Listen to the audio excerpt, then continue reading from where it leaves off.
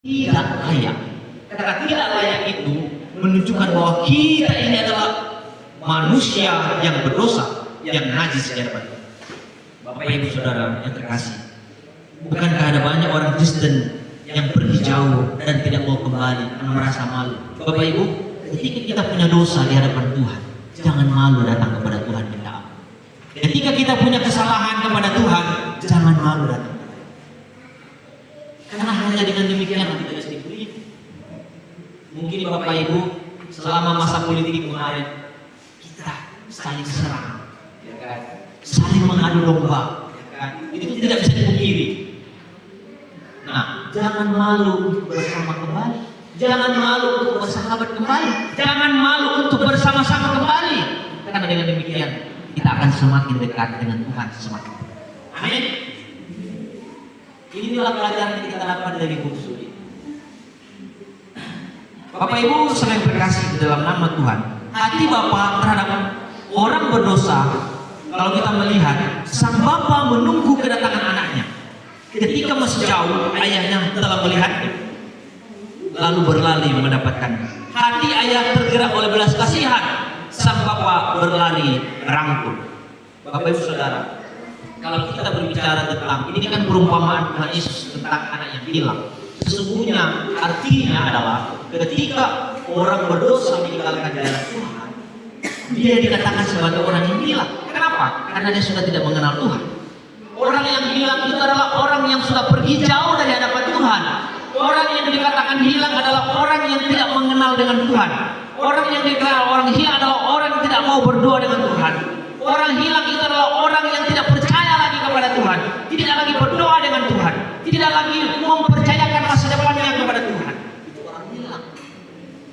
Tetapi apakah dengan demikian Tuhan tidak mengingat kita? Apakah orang hilang itu Tuhan tidak kasihi? Apakah orang hilang yang jauh dari hadapan Tuhan itu Tuhan tidak mengasihinya? Tidak. Tuhan menunggu. Bapaknya nunggu anaknya di rumahnya. Mungkin hatinya gelisah ketika pagi dia keluar dari rumah, kok anakku belum pulang. Malam sebelum tidur dia lagi buka pintu lagi di luar dari rumah, kok anakku belum pulang. Ya mana aku, kok tidak ada kabar. Zaman itu tidak ada HP, tidak bisa chat. Namanya kau kok tidak pulang-pulang kan? Tidak ada zaman itu. Atau setidaknya walaupun dia tidak mau chat karena malu, setidaknya dia story. Oh dia ada di tengah. Oh anakku ada di mana? Ada di polisi. Oh ya ada. Oh, berarti masih hidup anakku. Karena ada statusnya. Tapi dulu tidak ada. Jadi ketika pagi dia keluar rumah dia lihat anakku belum pulang. Apa yang terjadi pada anakku itu?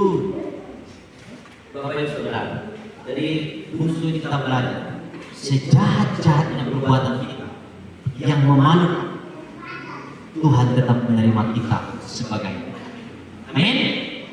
Sejahat-jahatnya perbuatan kita, bahkan kalau kita bilang sejahat paling jahat sekalipun, Tuhan tetap menunggu kita untuk datang kepada meminta ampun. Tuhan tidak akan mau membiarkan kita menjadi budak.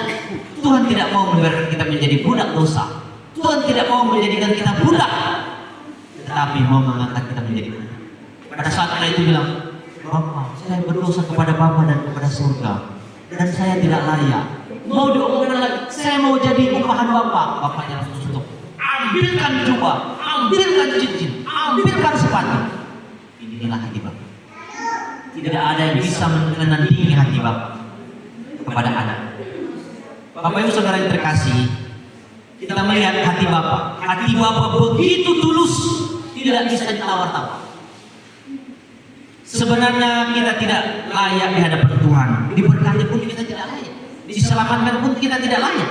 Akan tetapi Tuhan mau kita datang kembali kepada Tuhan. Bapak Ibu Saudara, makanya kalau kita diberkati, jangan kita melawan Tuhan. Kalau kita diberikan berkat, jangan kita lupa kepada Tuhan. Kan banyak kan? Ini secara langsung dan tidak langsung pun kita menolak Tuhan, melawan Tuhan. Ketika kita diberkati padinya, ingat yang berkati padi Tuhan, yang berkati sawit kita Tuhan, yang berikan kita emas Tuhan. Gitu oke. Tapi banyak orang lupa ketika dia dapat padi, bukannya datang kepada Tuhan bersyukur, malah dia sibuk mengurus segala hartanya itu. Inilah renungan kita, saudara. Tuhan melihat, Tuhan memberkati kita. Terkadang kita melupakan Tuhan yang memberkati kita. Padahal kita pernah meminta sama Tuhan. Pada saat Tuhan jawab, kita lupa untuk mengucap syukur, berterima kasih. Bahkan datang beribadah pun masih kita mikir-mikir. Lebih baik saya jemur padi, lebih baik saya ke dompet, masih dapat uang untuk beli gula, beli beras, beli kayu. Masih kita mikir-mikir untuk datang kepada Tuhan hanya 1 jam, 2 jam. Kita lihat hati Bapak, begitu mengasihi Bapak Ibu. Ya begitu mengasihi kita. Bapak Ibu Saudara yang terkasih, kita melihat pelajaran yang ketiga dari anak sulung. Anak sulung gambaran hati manusia yang bertolak belakang dengan hati Bapa. Ini berbeda lagi.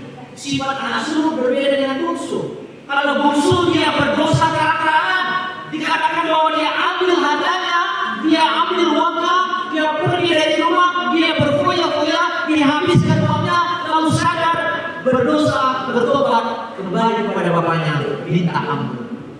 Itu anak kecil, anak bungsu, terang dia berdosa, tidak malu dia. Tapi apa yang terjadi kepada anak bungsu dulu?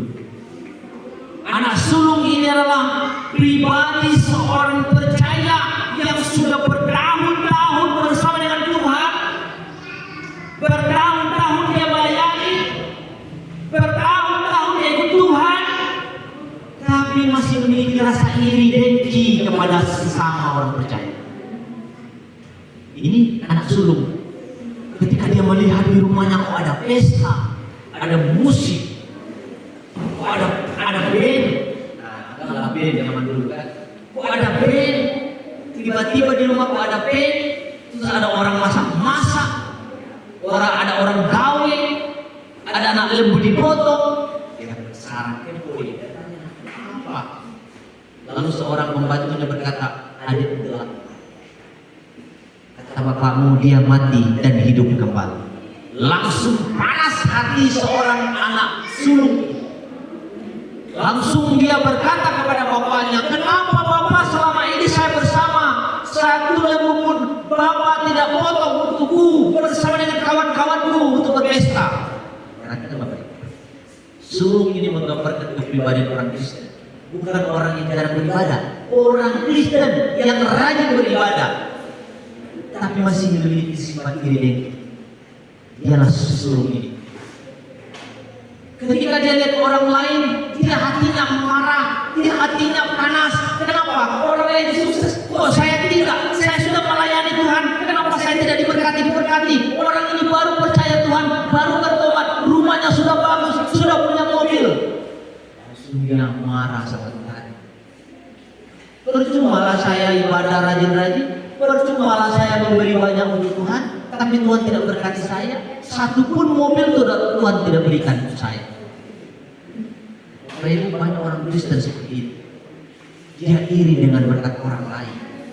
Padahal dia lupa, sebenarnya apa yang menjadi milik bapaknya itu miliknya. Sebenarnya apa yang menjadi hartanya itu hartanya. Kalau dia ambil lembu, ambil saja. Kalau dia mau berpesta, berpesta saja. Tapi karena iri dengki ini membuat dia lupa bahwa berkatnya sebenarnya ada di depan mata.